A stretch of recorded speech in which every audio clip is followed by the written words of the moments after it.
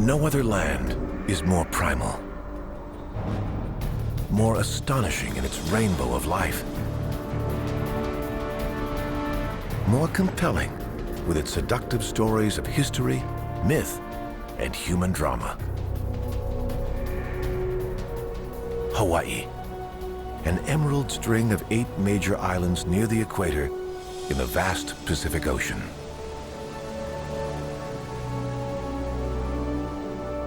To see it by air is a stunning journey. We'll travel across the main Hawaiian Islands. From Kilauea, a smoldering giant of a volcano, the most active on the planet,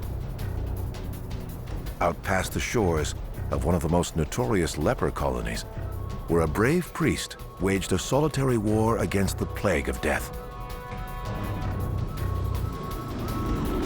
On to Pearl Harbor, where waves of Japanese bombers turned a peaceful morning sky into an inferno that changed the world. And to Waikiki and beyond, where a legendary Olympic athlete introduced the world to the sport of surfing.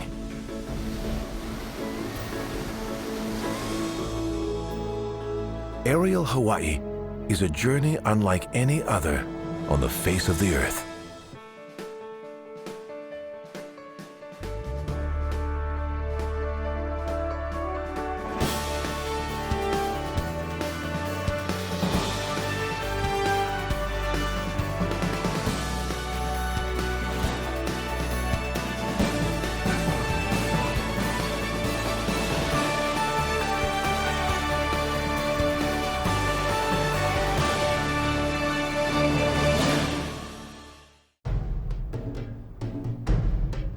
Our journey of the Hawaiian Islands starts on the big island of Hawaii. So big, it's more than double the size of all the other Hawaiian islands combined. It's believed that the first humans may have set foot here around 500 AD. They likely were from the Marquesas Islands, 2,500 miles to the south.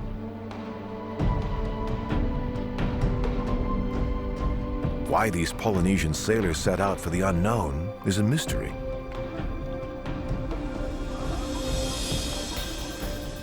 They sailed the open sea until finally, the horizon yielded a glorious gift. The warm, welcoming sand of Hawaii.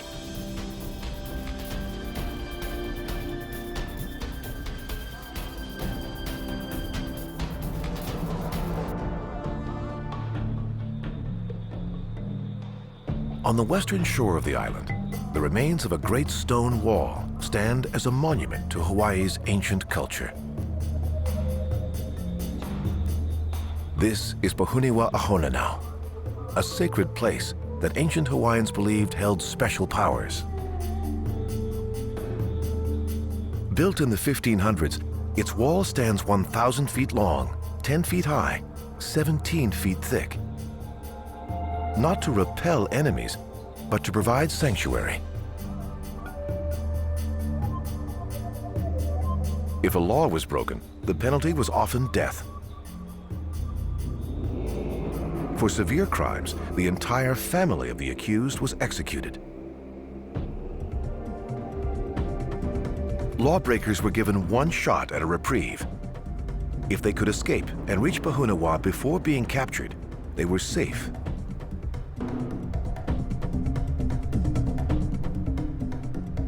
Here, priests offered refuge and forgiveness.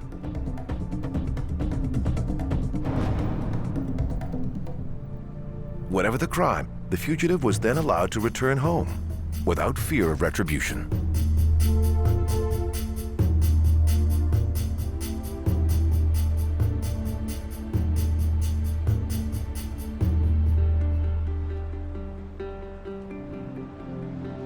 For centuries, Hawaiians were unknown to the rest of the world. But in 1778, Captain James Cook, on expedition with 2 ships of the British Admiralty, became the first European to set foot here. The islanders received Cook and his men warmly. consequences were fatal. Within 100 years of Cook's arrival, an estimated 90% of the indigenous population was wiped out, dead from measles and other European diseases.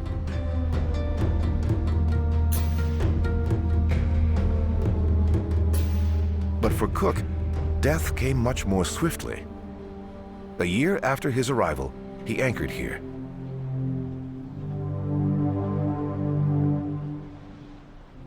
Some natives stole one of Cook's boats.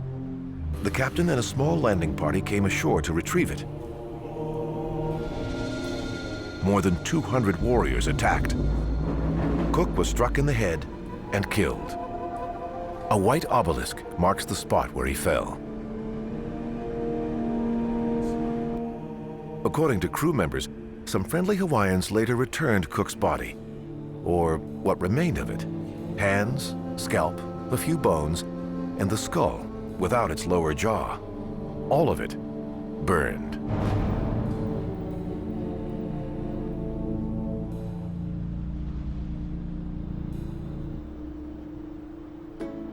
Traveling north along the coast, modern Hawaii beckons. At first glance, the Big Island appears to turn a cold shoulder to beach lovers.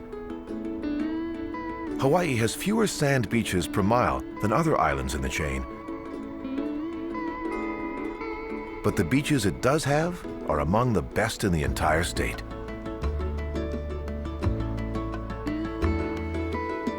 Some of the island's most opulent resorts hug its western shoreline, like this one, the Mauna Kea Hotel. Built in 1965, situated between two ancient lava flows, Mauna Kea was the first resort here. The owner was Lawrence Rockefeller of the Rockefeller dynasty. As a venture capitalist, he was famous for providing early startup capital to two little companies named Intel and Apple. But he was also a pioneering conservationist, committed to building eco-friendly hotels that gave people a respectful access to nature.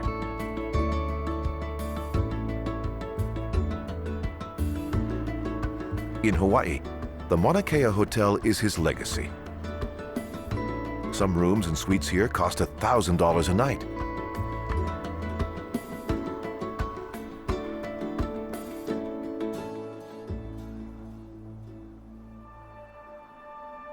At the north end of the island, beauty gives way to mystery. What appears as little more than a rough pile of stones is actually what remains of the ancient temple of Mahukini Heiau.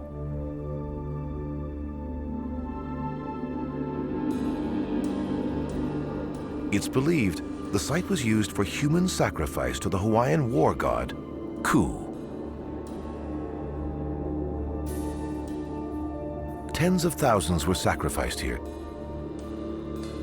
though little blood was actually spilled.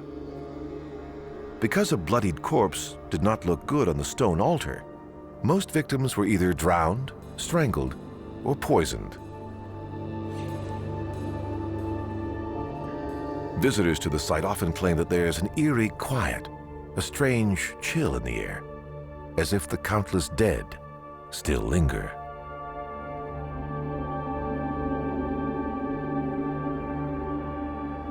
But the most tangible trace of what happened here are the stones of the temple itself. According to legend, the stones were moved to this site from a valley some 14 miles away. From hand to hand, the rocks were passed along a chain of 18,000 people and stacked at the temple, all in just one night.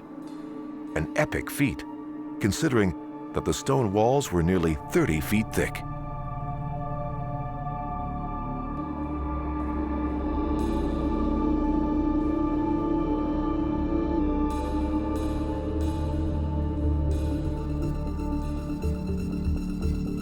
Heading south along Hawaii's east coast, a lush wonderland awaits. The Waipio Valley.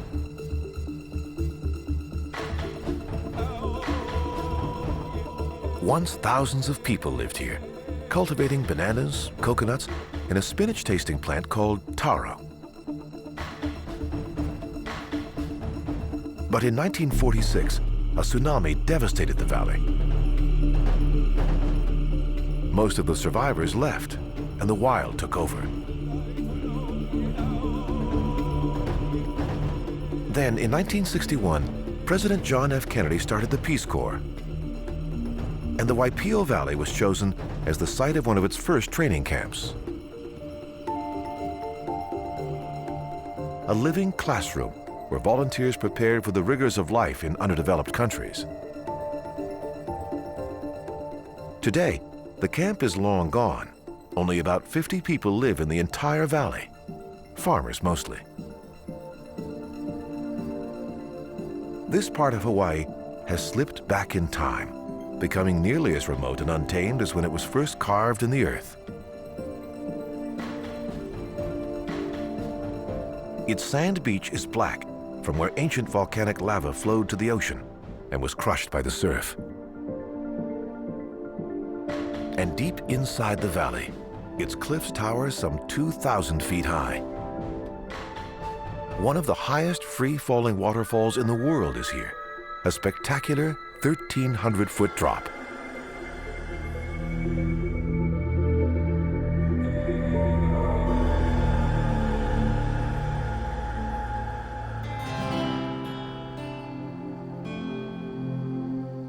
Inland from the valley is the sprawling Parker Ranch, the site of a remarkable American success story.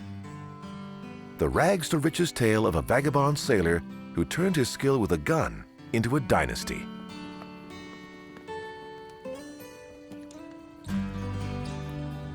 At the turn of the 19th century, herds of longhorned cattle roamed this part of the island. They were wild, dangerous, far from the domesticated breed of today.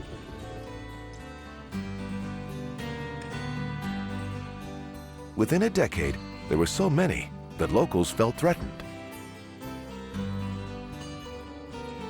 To control the population, a local chief hired a man named John Parker to hunt some of the cattle.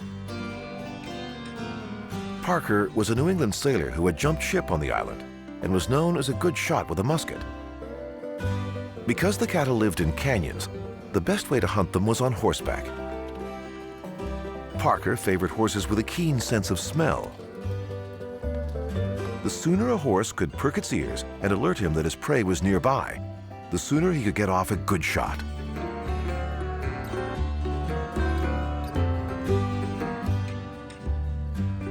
Before long, Parker was salting the beef from his kills and selling it to the whaling vessels that came to port. In no time, salt beef was a bestseller, becoming the island's chief export. When Parker married the chief's great-granddaughter, a dynasty was born. He domesticated his own herd of cattle and acquired this land you see. Eventually, the Parker Ranch grew to over 150,000 acres, becoming one of the largest cattle ranches in the nation.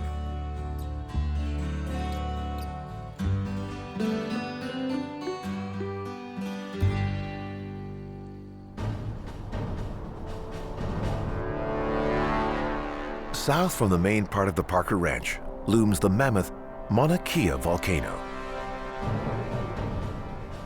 From base to summit, it towers more than 5½ miles, higher than even Mount Everest.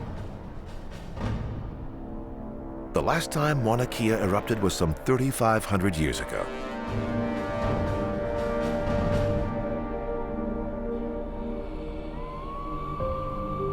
Mauna Kea means White Mountain for the snow that covers its peak.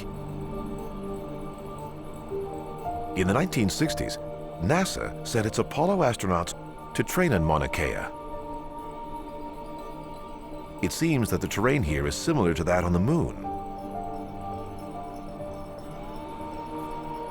Today, scientists still flock here, this time armed with the most powerful telescopes in the world. The thin, clear air makes it an ideal place to study the heavens. In recent years, astronomers using these and other telescopes atop Mauna Kea have made key discoveries about the formation of stars, the origin of black holes, and the web of dark matter that stretches across the cosmos.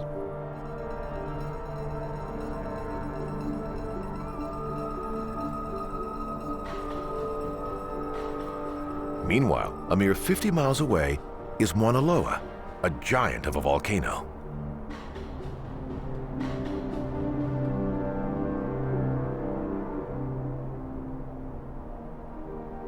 Since 1832, Mauna Loa has erupted 33 times. The last eruption was in 1984.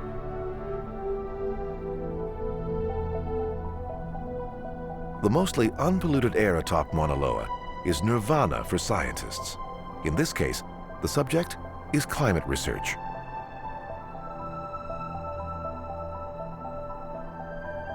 It started in 1958 when American geochemist David Keeling set up his instruments here.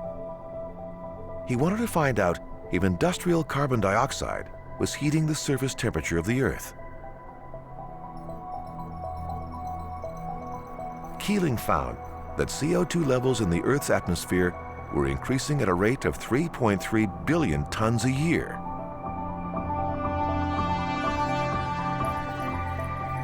It was a milestone discovery, the first measurable data to establish a connection between global warming and rising CO2 levels.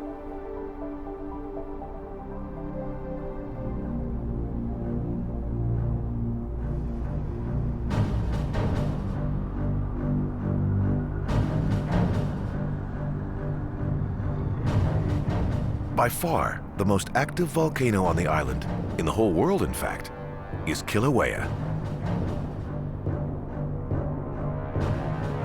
The volcano has spewed lava continuously since 1983, unleashing molten rock at temperatures up to 2,000 degrees Fahrenheit.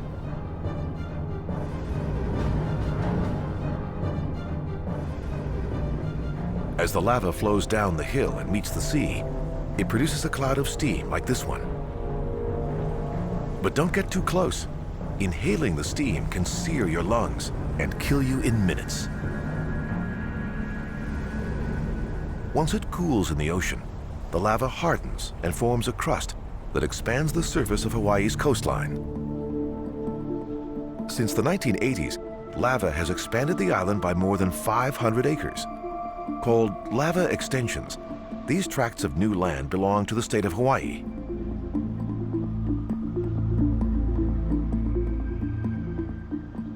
The ruling was handed down by the state Supreme Court after several landowners claimed the new shoreline properties as their own.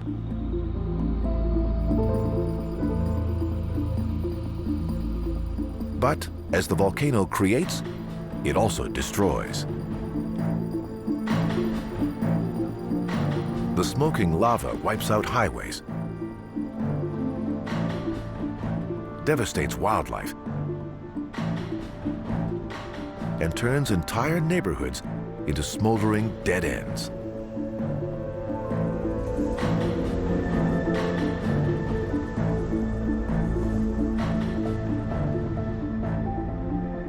Still, life endures. Even as the volcano continues to erupt, new homes are under construction, right on top of the old lava flows.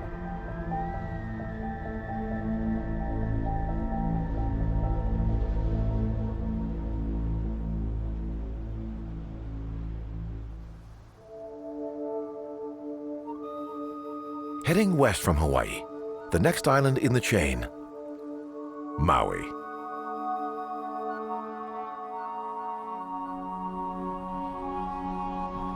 The aviation hero Charles Lindbergh said of Maui, "If there is a heaven on earth, it's here."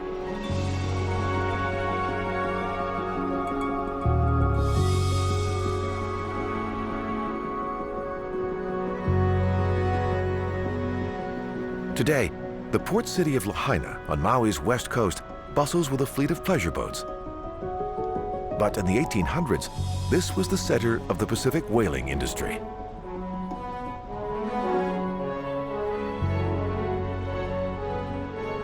Hundreds of whaling vessels filled the harbor.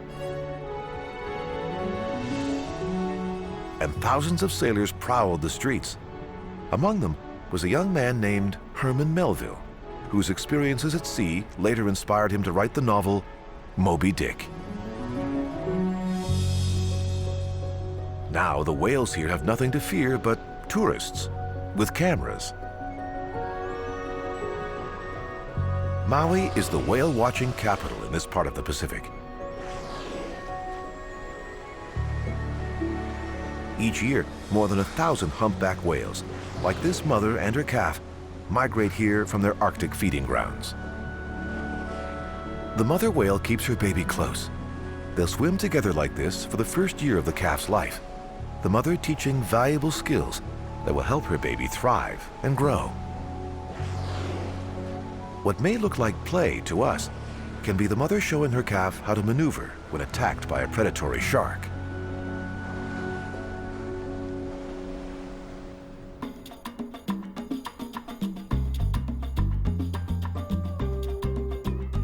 Another reason so many people flock to Maui is the shoreline. There are more than 80 beaches. While most look like this one, others have sand of bold, unexpected colors: black, green, red, all from ancient lava flows.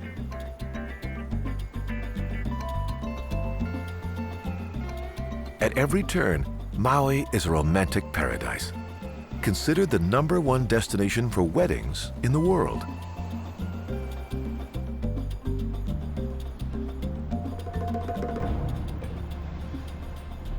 Traveling on West Maui, the mountains and rugged coastline are a magnificent wilderness, so wild that parts of it have yet to be fully explored. Much of this part of the island is a rich nature preserve, the largest in the state. Rare vegetation grows at a rate of only about 1 foot every 10,000 years. No wonder public access is limited. One footprint in the soil causes damage that can take thousands of years for nature to repair. The highest peak in the mountain is Puakakui, meaning Hill of Light. Ancient Hawaiians believed this rainforest was the meeting place between heaven and earth. If this was the realm of the gods, then it was good enough for kings as well. According to legend, an 18th century Maui king sometimes lived near the mountain, atop his own godlike realm, a spectacular rock formation called the Kuhakuloa Head. Each morning, the king would dive from here and plunge hundreds of feet into the ocean.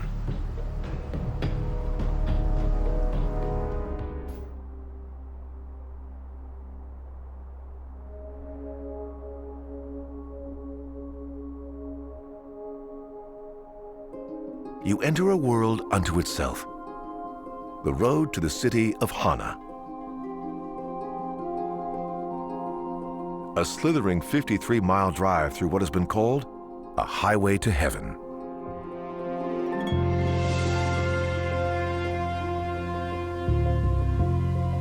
"800 years ago, the people of Maui made this area a home for their gods. This massive temple, Pi'ilani Hale Heiau, is built of lava rock spread over nearly 3 acres.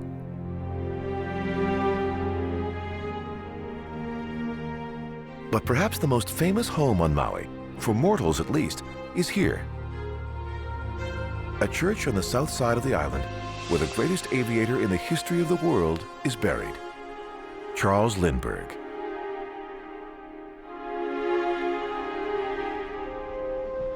The man famous for his 1927 non-stop solo flight from New York to Paris lived in Maui during the last years of his life. In 1974, he was diagnosed with lung cancer and informed that he had perhaps a week to live. Rather than receive treatment stateside that might prolong his life, Lindbergh told his doctor that he wished to die at home. "I would rather spend 2 days on Maui," he said, "than spend 2 months alive in New York."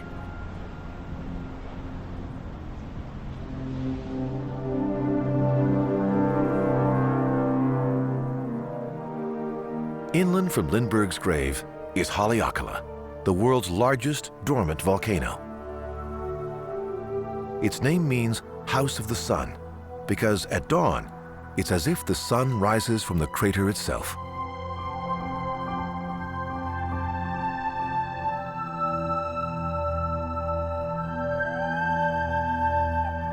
The crater is 21 miles in circumference and 3,000 feet deep. The feeling of solitude at the summit is immense. After his visit here, Mark Twain wrote, "I felt like the last man on earth, neglected of the judgment and left pinnacled in mid-heaven, a forgotten relic of a vanished world."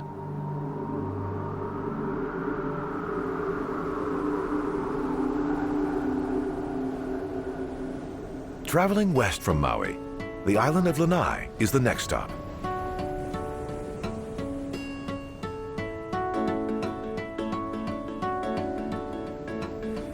Lanai is a private island with 2 exclusive resorts. So exclusive that in 1994, it was chosen as the site of one of the most extravagantly private weddings ever.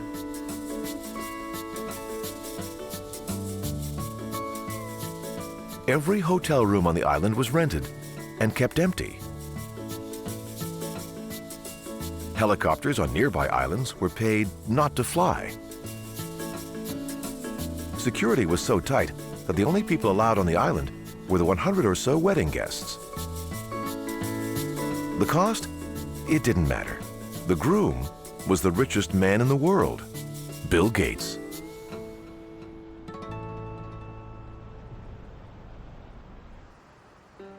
Just a few miles north of Lanai is Molokai, a small island of stunning beauty.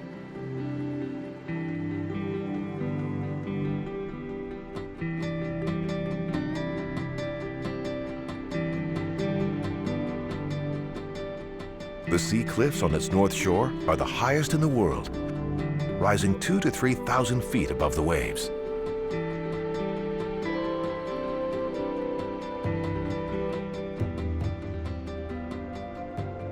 But behind the beauty, a far different story. Gravestones crowd the shoreline of what was once a notorious leper colony.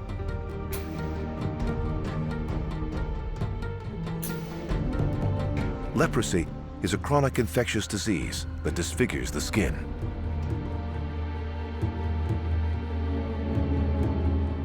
In the 1800s, people with the disease were exiled here by the government.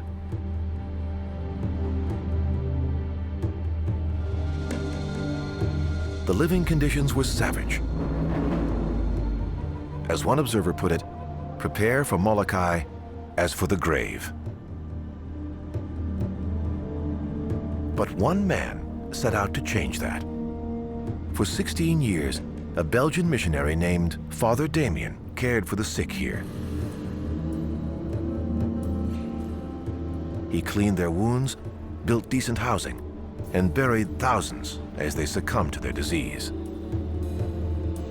Father Damien eventually contracted leprosy himself. He died in the colony in 1889 and is buried on the grounds of this church.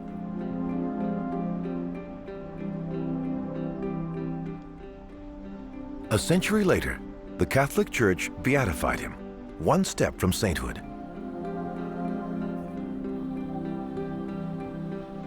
The graves on Molokai bear witness to his extraordinary life.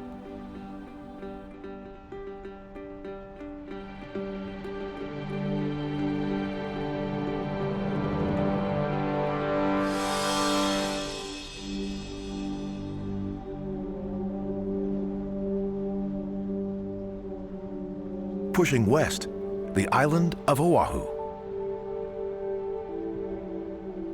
It materializes out of the Pacific, a lush green vision.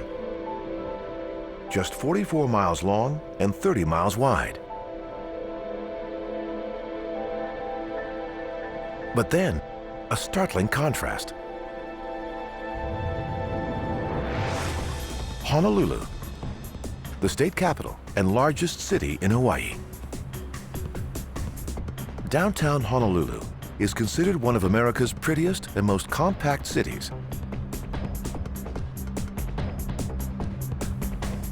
Most of its financial, business district, and residential high-rises are elegantly situated within just 12 square blocks.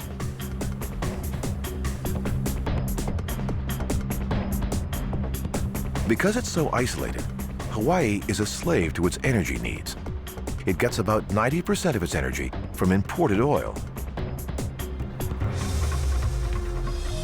But change is in the wind. The state has committed to going green, producing 70% of the energy it needs by the year 2030. This windmill farm, for instance, is turning wind gusts into electricity. A single wind turbine can generate enough power to provide electricity for hundreds of homes.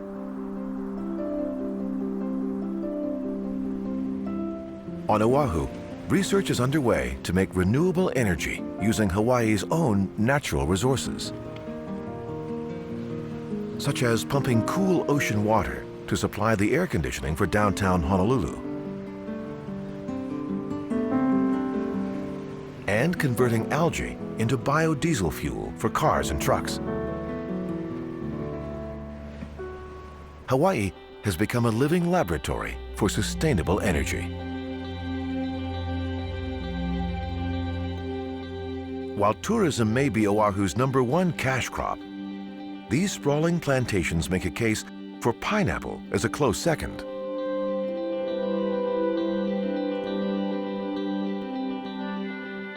Around 1900, a man named James Dole came to Hawaii determined to start a new business. Intrigued by the local popularity of pineapples, Dole purchased 60 acres here on Oahu and began growing the fruit.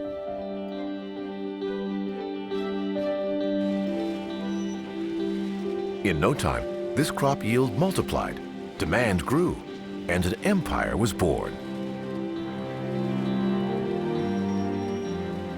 At its height, the Dole Empire produced about 250 million pineapples a year.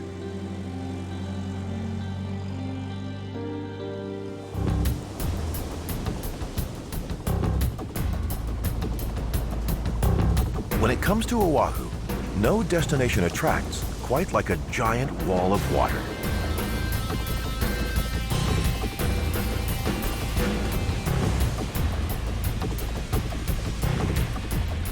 Two of the best surfing spots on the planet are here.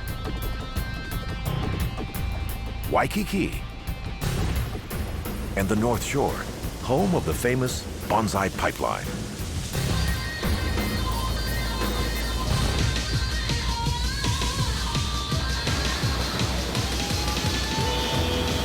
The Hawaiian sport of surfing is at least 1,000 years old. And Oahu is at its heart and soul.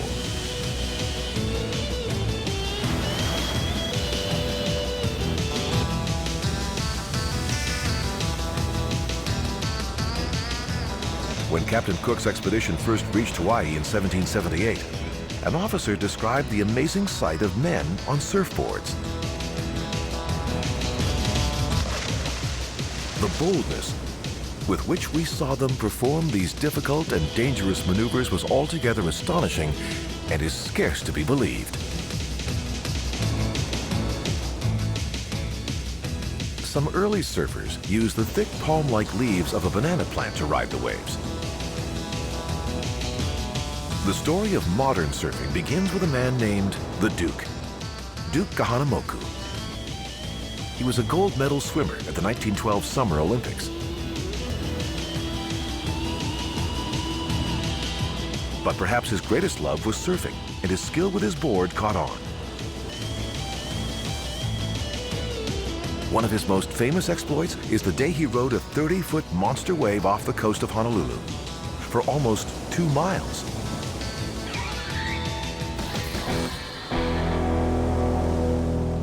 It's said that in Oahu, every surfer on every wave rides with the spirit of the Duke.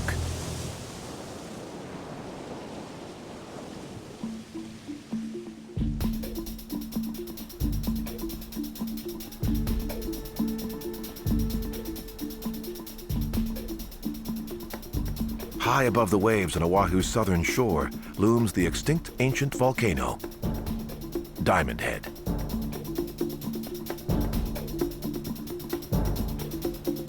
British sailors gave the crater its name when they mistook the crystals twinkling in its lava rock for diamonds.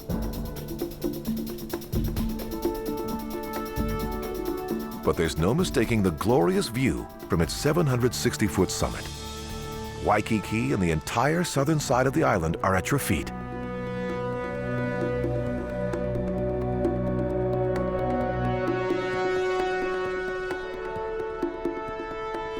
Because of this commanding view of the Pacific, the U.S. military bought Diamond Head in 1904, not long after Hawaii was annexed.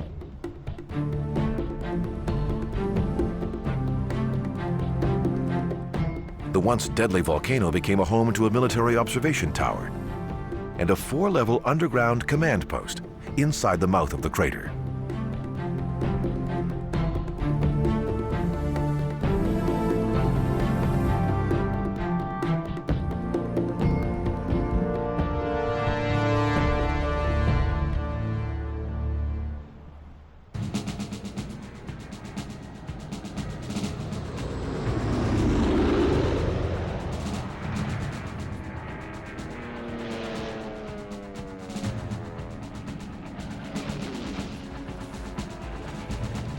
December 7th, 1941. Several miles up the coast from Waikiki, Japanese aircraft swooped in for the kill.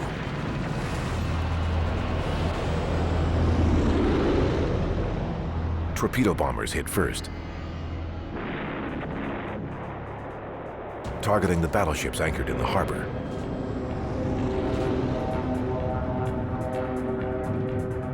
A second wave of dive bombers attacked U.S. air bases across Oahu. Hundreds of American aircraft were destroyed or damaged before pilots could even get them off the ground. Incredibly, the damage to America's Pacific Fleet could have been far worse. A third wave of Japanese air attacks had been planned. The target? The fleet's enormous fuel storage. Fortunately, the Japanese believed enough damage had been done, and the attack was called off. Because the fuel was saved, the U.S. fleet was eventually able to mobilize and take the war to the Japanese.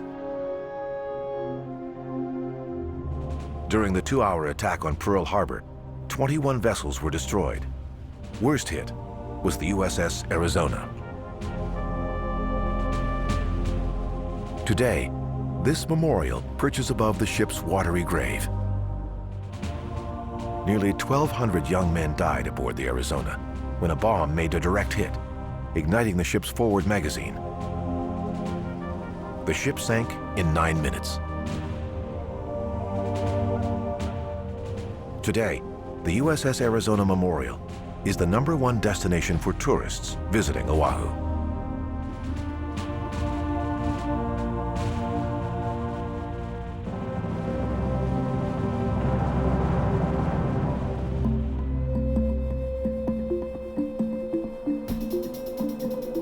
The last of the 8 major Hawaiian islands is also the oldest, Kauai. The island was born of a volcano that ruptured from the ocean floor,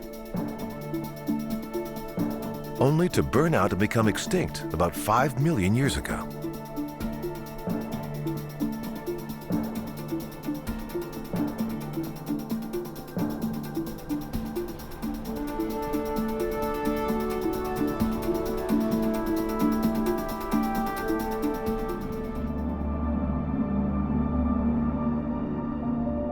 The same eruption that raised Kauai from the icy depths of the Pacific also carved this into its heart. Waimea Canyon is called the Grand Canyon of the Pacific.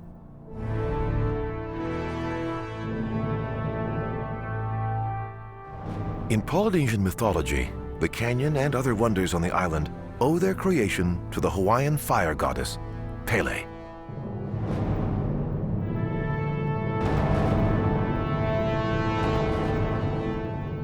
According to legend, Pele traveled to Kauai and dug into the earth, searching for a fire pit in which to live. It's said that Pele tore open the earth at Waimea Canyon, but found only water. Eventually, she fled Kauai and continued her search for a home on the other islands in the chain.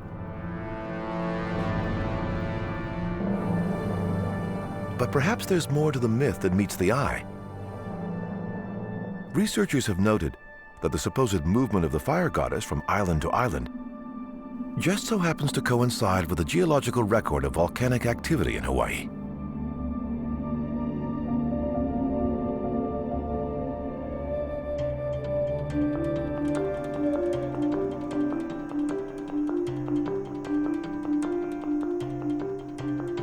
Last stop on Kauai is one of the wettest environments in the world, Mount Waiaʻeleʻele.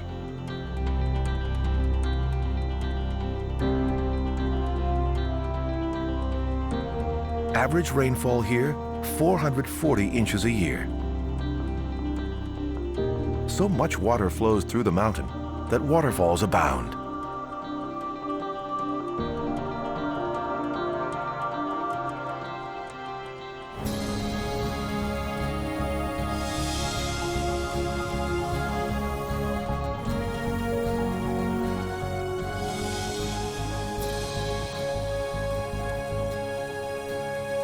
This 280-foot falls was famously used in the film Jurassic Park. It appears when a helicopter carrying scientists first lands on the island. Locals now just simply call it Jurassic Falls. It was during the making of that film that a fierce hurricane slammed into the island. Production halted as the storm unleashed its fury. The cast and crew huddled in safety. But according to one report, director Steven Spielberg couldn't resist the opportunity to capture some of the real storm for the one portrayed in the film.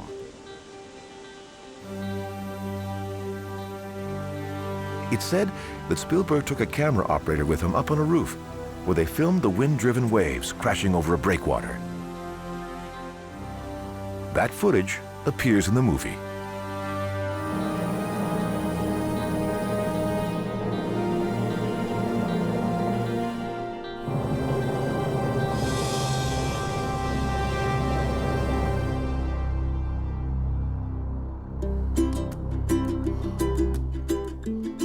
Hawaii by air.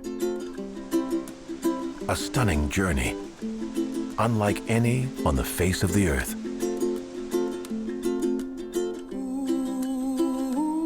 A dazzling trip through time, imagination, and a rainbow of life.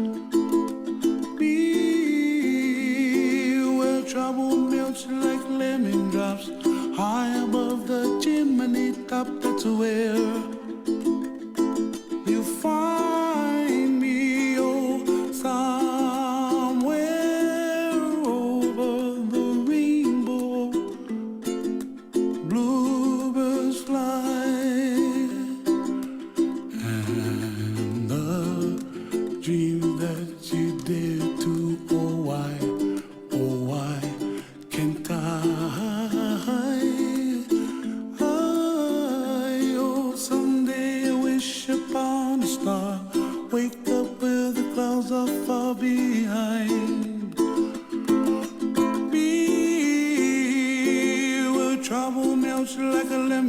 treetops, high above the chimney top, that's where you find me, oh, somewhere over the rainbow, way up high. And the dreams that you dare to, why, oh, why can't I?